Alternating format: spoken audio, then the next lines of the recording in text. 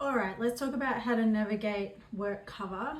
My experience is specific to Victoria in Australia. It will be similar across other states. As far as international workers' compensation goes, there will be some things that definitely cross over, but I don't know the specifics of those legal systems, so there will be some variation. I just want to start by first saying that this whole process of workers' compensation or work cover, it is grueling. It's a long road. It's not user-friendly. It's not sensical. It doesn't support your recovery. It in fact hinders your recovery and can bring on more symptoms.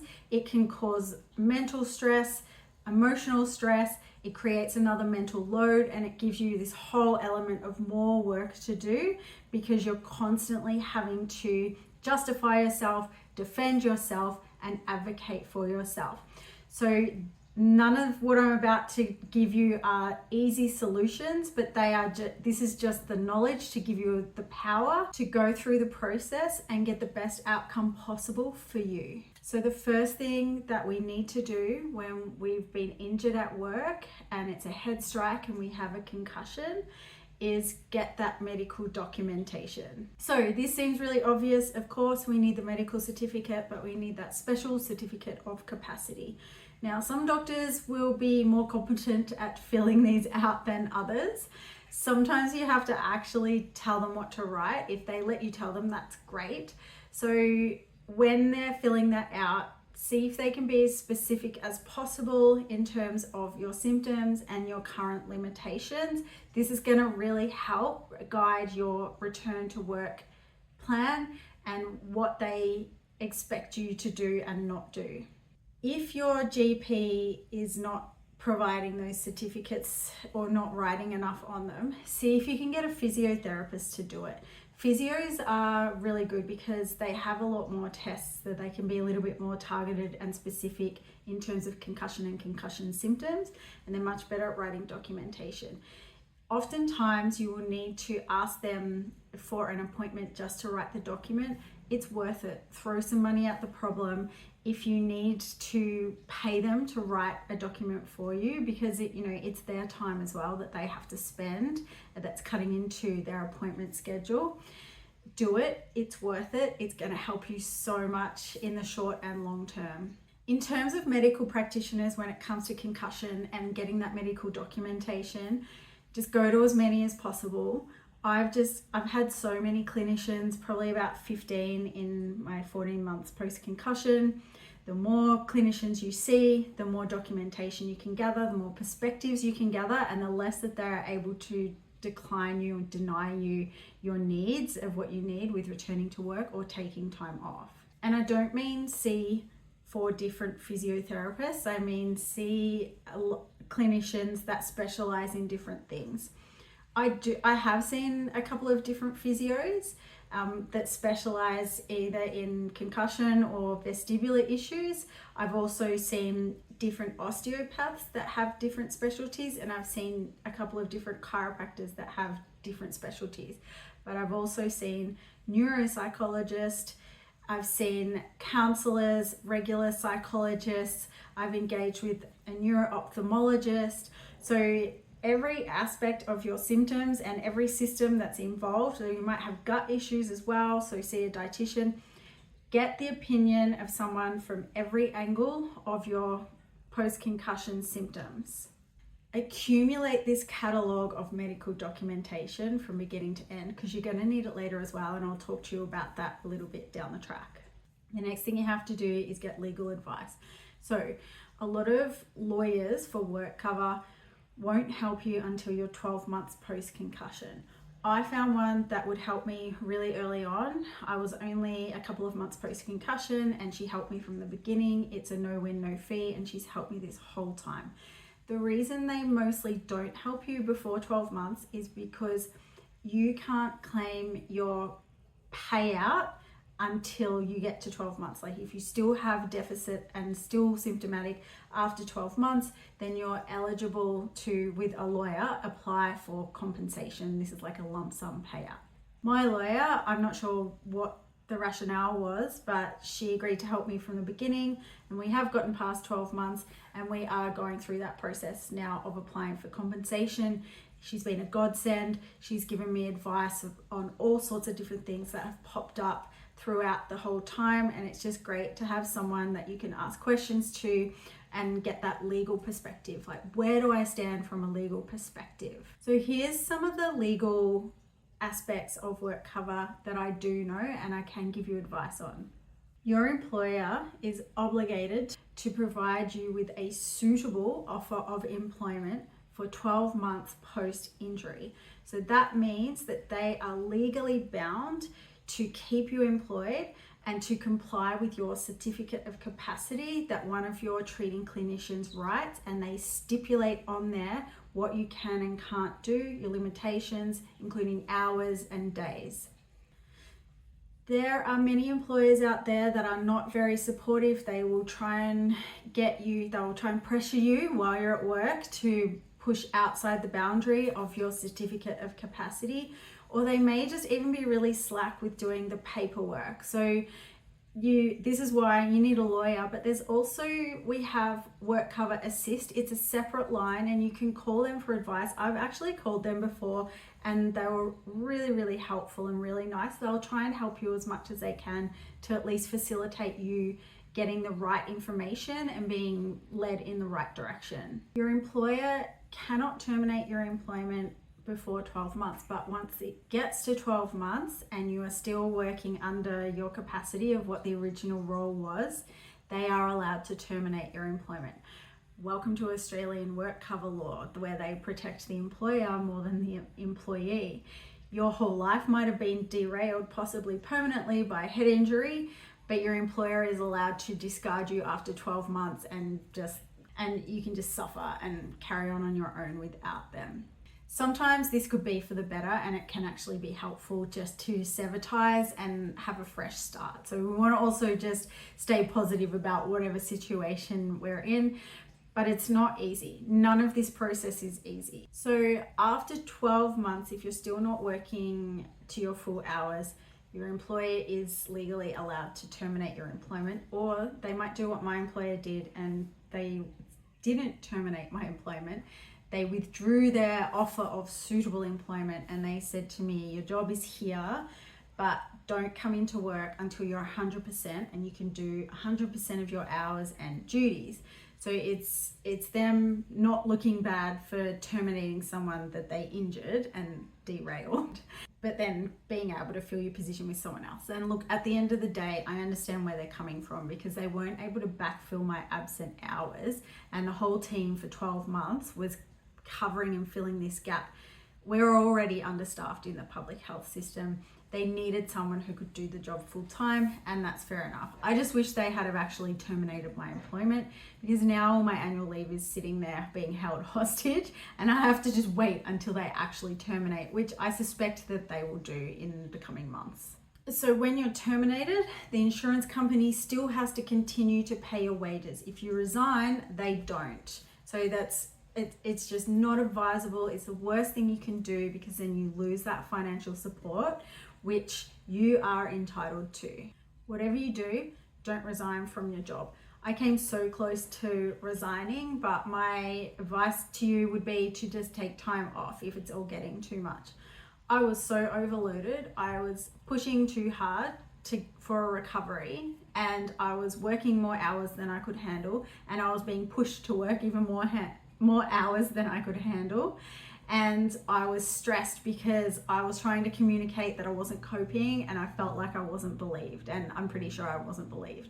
And it wasn't until I burnt out. And this is the issue. If you push too hard for too long and pull on those energy reserves, of which I had hardly any, I was pretty depleted because of the concussion, you can burn out. And there was a huge mental component to that, and that was having to deal with this. So like dealing with lawyers, dealing with constantly defending and justifying yourself, dealing with people being skeptical and not really believing you, dealing with the workplace and the insurer not wanting to help you and just wanting you to get back to work and kind of whip you into shape. The mental load of that is exhausting. And then, on top of that, I was trying to do rehab, and I didn't have the energy to do my rehab. And I didn't have the energy for anything. I wasn't doing my yoga and exercise. I wasn't doing any socializing. I had no time and no energy for anything but work. So while this workplace caused this injury due to negligence, it was entirely preventable because it's happened before and they've decided not to rectify the situation. It's super infuriating. They then have the audacity to push you to the extent that you don't even have any energy left for a single other thing in your personal life. And they don't believe you when you're struggling to do even that amount. It is an awful situation, and the mental load of that and the emotional and psychological harm that causes is immeasurable. Mentally, emotionally, psychologically, and physically. And I completely burnt out, and I was lying down on the couch for weeks, and it took quite a while to get back up and running again. Then I had annual leave, which was booked in like 12 months earlier. It was months earlier before I was injured that I booked that annual leave, thank goodness. So I went away, and that's what I needed. I needed to just completely disengage from them, because even when I burnt out and I was on the couch for 4 weeks, I was still having to communicate with them and justify it. Not to the same extent, granted, but they were still in my life. I had all these noses in my business. Like I counted, I think at one stage I was saying I've got 12 noses in my business, and this was between the insurance company, VOC Rehab, and the employer and my manager, plus all my clinicians, and having to constantly justify myself. It's exhausting. It's a hard road. If you need to, don't resign, take time off. That is my advice. Just a side note, a funny little law in Australia. When I went on annual leave, I didn't have to use my actual annual leave. WorkCover was still, or the insurance company was still legally obligated to pay my wage while I was on annual leave. And as I understand it, you can take up to 2 months off without them sort of questioning it. So you can just take 2 months off annual leave, not pull on your annual leave, and have WorkCover pay your wages for 2 months. So that's one good thing that actually works in the favor of the employer, while all these other, the employee, while all these other things work in favor of the employer, the insurance company, and the government. So in terms of employers not doing things correctly, sometimes this can manifest in them not following your certificate of capacity and putting you in positions where you are forced to work outside the bounds of your capacity. They can be passive aggressive, dismissive, and they may even discriminate against you. So some of these things that an employer might do actually goes outside WorkCover law and then enters into work relations law. So that gets tricky, because that means that you can't deal with it with a lawyer, that you need to go get another lawyer, and you're probably too exhausted to get another lawyer. You're probably too tired from all the stuff that's going on and all the treatment you're trying to get and the concussion itself to want to then go and seek out yet another person to engage to help you. I'm just giving you the heads up that this can happen, and there's other ways of dealing with this if that's what's going on for you. But there is that one option of also getting a work relations lawyer. So instead of a work relations lawyer, my advice would be to put your energy more into getting that documentation and seeking out those clinicians who can help you and also back you up with documentation that enables you to get the rest that you need and enables you to work in a way that isn't going to wipe you out and then potentially burn you out later. Unfortunately, lawyers are not permitted to attend your return to work meetings. So if you haven't already been to one, you have return to work meetings, you get your certificate of capacity, your employer and the HR injury management person, and maybe your VOC rehab person if that's what you've been allocated, or maybe it's your insurance company representative, will meet with you to discuss a return to work plan. They'll put a plan together and everyone signs it, that this is what we agree to do over this next period. So you have to advocate for yourself, and you have to learn to advocate for yourself. You have to speak up. And this is hard when you have concussion because you probably have cognitive issues. You've probably got brain fog. You might have an attention deficit. You may have all kinds of symptoms going on that are just making it really difficult for you to communicate effectively. If you've got someone that can help you, get them to help you just to formulate facts written down.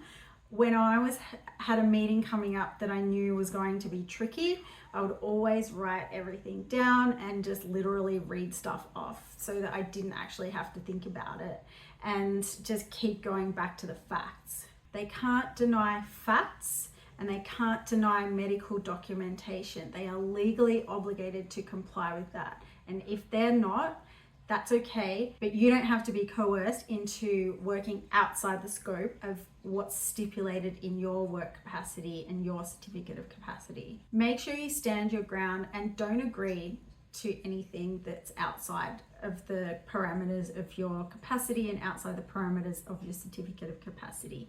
They can try to push you and coerce you. You have to stand your ground and do not agree to anything. And you can say things like, I really need to speak to my doctor about that first, or I need to speak to my solicitor about that first. Probably better to opt for the doctor.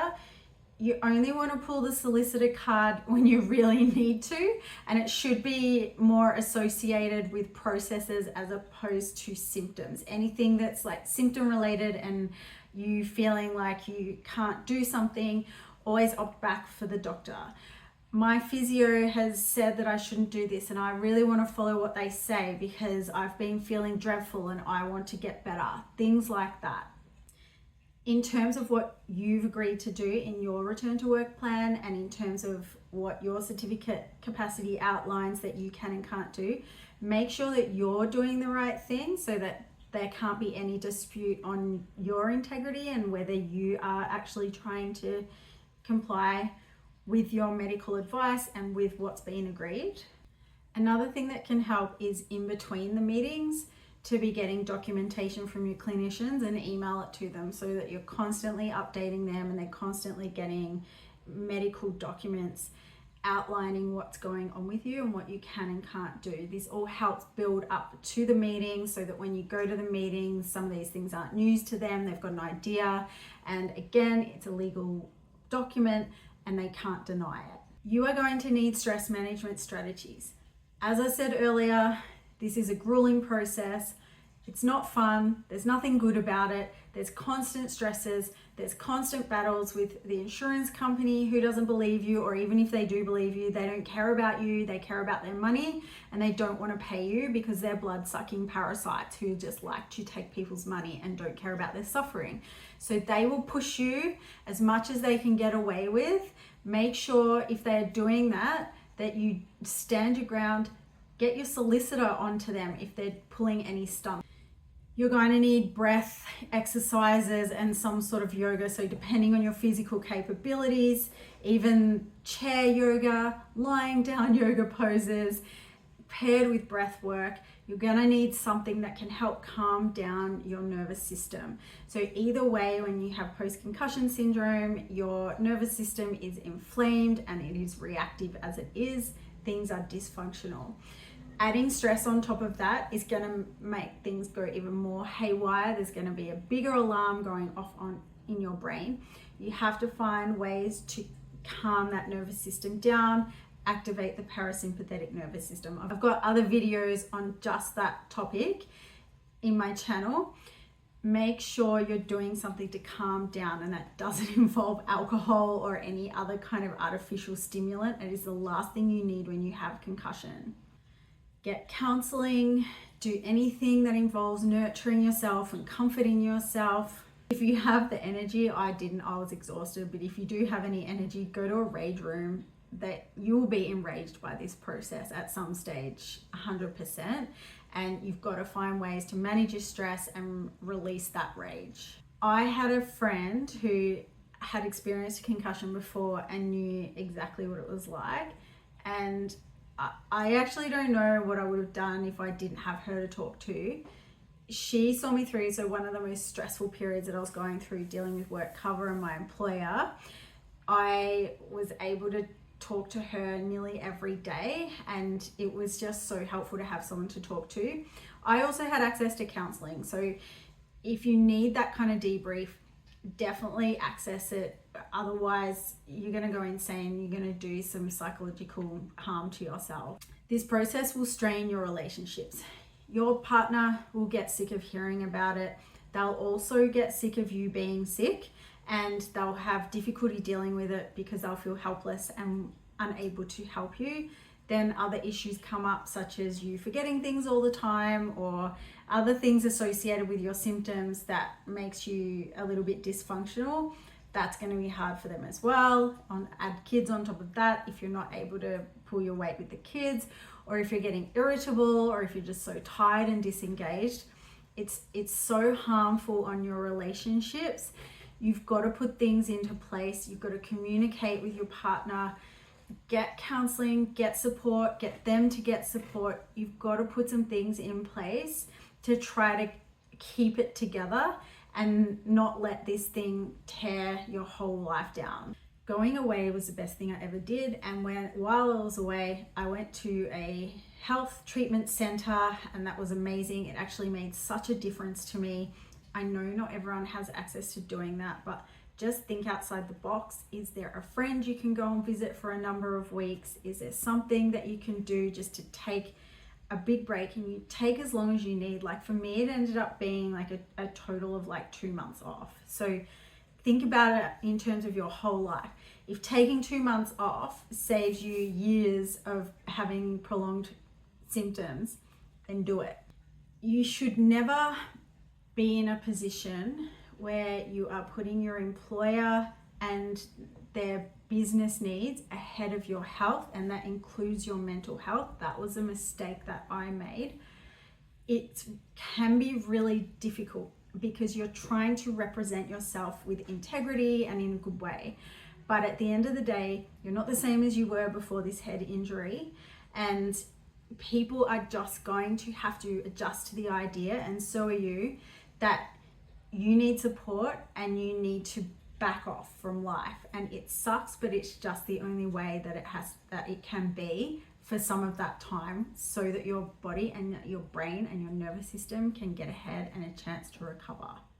Now, I mentioned earlier about gathering loads of medical documentation and getting them from all different allied health and medical health practitioners from different streams, so that you've got lots of different perspectives and lots of documentation. This is because at some point the insurance company will send you for an IME, which is an independent medical evaluation. They will get someone who is completely unrelated, their profession is completely unrelated to concussion. Maybe they're a neurologist, but neurologists are renowned for not having a lot of insight on concussion. And if they can't see it on an MRI, it doesn't exist to them. So they will send you to someone who will independently do a snapshot assessment of you and report back to the insurance company and tell them whether you have a deficit or not. Now, many cases that are less complex, so WorkCover claims that are less complex than a head injury, that is a really easy way for workers' comp to get out of paying anymore. They just send you to an IME, and that person says, oh yeah, this person's fine, and they tick you off and they exit you and dismiss you. It's not as easy for them to do that with a head injury, but they will still try and do that. So you have to gather this big catalog of documentation and take it to your IME, and you give them all of this documentation, so that if they are going to be the one person out of your 15 clinicians that you've seen in 12 months, and they're going to sit there and say there's nothing wrong with you, they will look like a moron. And from a professional perspective, that will discredit them as a clinician. And you can make sure that that's known, that that's who they are and what they do.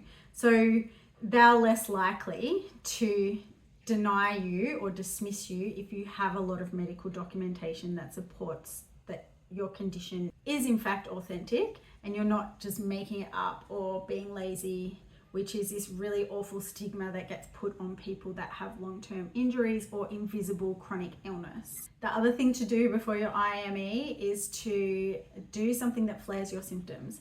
So if going to the shopping centre flares your symptoms because it's really sensorily demanding, go and do that for 2 hours before your IME so that when they see you have symptoms, that helps, and you can tell them that that's what you've done, but that just helps them to actually see what happens to you when you try and do a normal daily activity.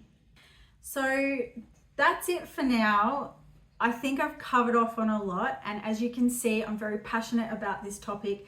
The system needs to change. It is messed up. People get treated like crap, and this is to do with our governments and our legal system, and it sucks. And I just hope that you can hold it together. I only just held it together, and the only reason I was able to was because I could take a break and go away. So if you can do that, please do that. Otherwise, you've got to seek all the support that you can possibly seek. And feel free to comment below if you want to ask any other questions. If you like the video, subscribe if you haven't already. Thanks for being here, and I'll see you next time.